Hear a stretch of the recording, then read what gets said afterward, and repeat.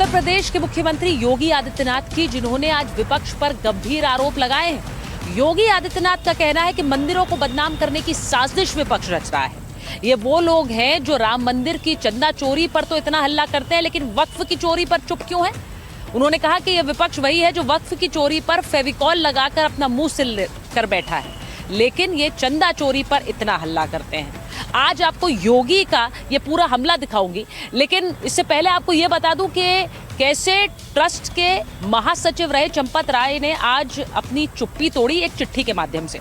चंपत राय ने एक चिट्ठी लिखी और उस चिट्ठी के जरिए उन्होंने कहा कि वो पूरा घटनाक्रम, इस पूरे प्रकरण पर अपनी चुप्पी तोड़ेंगे, अपना बयान जारी करेंगे, लेकिन ये तब होगा जब एसआईटी की जांच पूरी हो जाएगी। लेकिन चंपत राय पर जिस तरह से सियासत हो रही है और योगी आदित्यनाथ पर जिस तरह से विपक्ष ने वापस पलटवार किया, आइए आपको दिखाती हूं।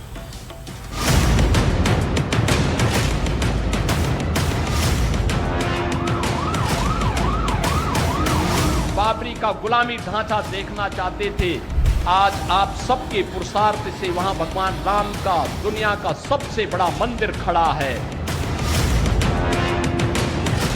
खजाना देख करके अंधे हो गए हैं लोग, भौरा गए हैं बिल्कुल, और चोर को चोरी नजर आते हैं। क्या राम मंदिर को बदनाम करने की साजिश रची गई? क्या हिंदुओं का अपमान करने के लिए दुष्प्रचार का अभियान चलाया गया? क्या चढ़ावा चोरी मामले को सियासी फायदे के लिए इस्तेमाल किया गया? राम मंदिर में राम भक्तों की आस्था पर डाका डाला गया, चढ़ावे की चोरी की गई तो सियासी आकाओं के कान खड़े हो गए।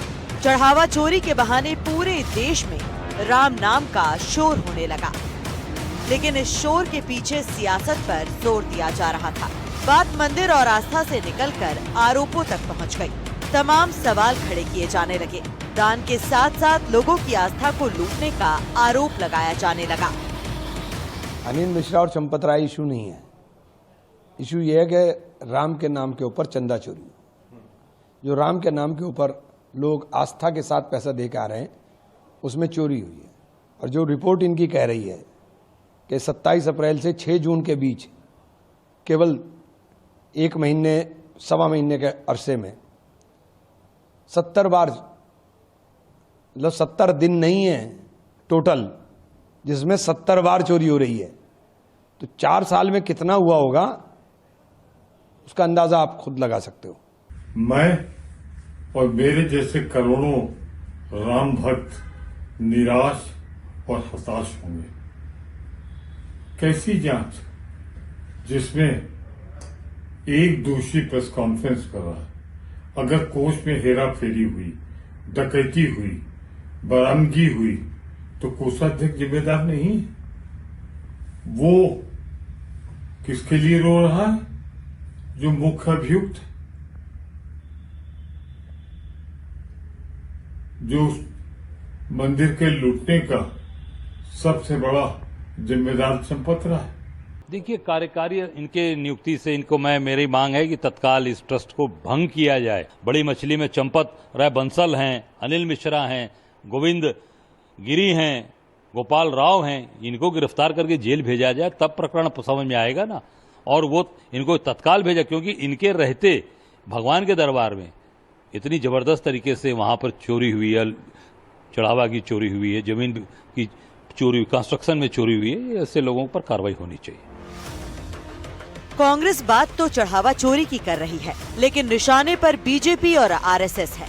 सवाल उठ रहा है कि राम मंदिर का इस्तेमाल बीजेपी के खिलाफ सियासी चक्रव्यूह तैयार करने के लिए किया जा रहा है। अरे इस्तीफा क्यों, जेल में क्यों नहीं डाल रहे? इंटरोगेट करो पहले तो, जैसे पुलिस रिमांड लेती, रिमांड लो, जांच करके ये पता लगाओ कि चंपत राय या दूसरे लोग, इनके तार कहाँ जुड़े। कहीं दिल्ली से तो तार नहीं जुड़े। पैसा कहाँ जा रहा था, वो क्या अपने घर में छुपा के रखेंगे? कहीं तो जा रहा होगा। किन से जुड़े? कहीं ऐसा तो नहीं है कि भारतीय जनता पार्टी, आरएसएस इस पूरे खेल के पीछे हो। चढ़ावा चोरी मामले में एसआईटी रिपोर्ट सामने आ गई है। आरोपियों की क्राइम कुंडली भी खुल गई है। चंपत राय और अनिल मिश्रा का इस्तीफा हो गया है, लेकिन विपक्ष अब इस पूरे मामले की जांच सुप्रीम कोर्ट की निगरानी में कराने की मांग कर रहा है, जिस पर विश्व हिंदू परिषद ने भी तंज कसा है। राम के नाम पे वोट भी लिया, राम के नाम पे नोट भी लिया और राम के नाम पे जो आस्था थी लोगों की, करोड़ों लोगों की, उससे खिलवाड़ भी किया। और आज एक दूसरे को बचाने के लिए कोई इस्तीफा दे रहा है, कोई एसआईटी की जांच पे। ना मुझे एसआईटी की जांच पे भरोसा है, क्योंकि एसआईटी तो यूपी सरकार के अधीन है। मैं चाहता हूं सुप्रीम कोर्ट के सिटिंग जस्टिस के निगरानी में, इवन चीफ जस्टिस की निगरानी में एक सीबीआई द्वारा फेयर इन्वेस्टिगेशन हो, और तब जाके इसमें ये पता लगेगा कि कितने करोड़ रुपए का घोटाला है।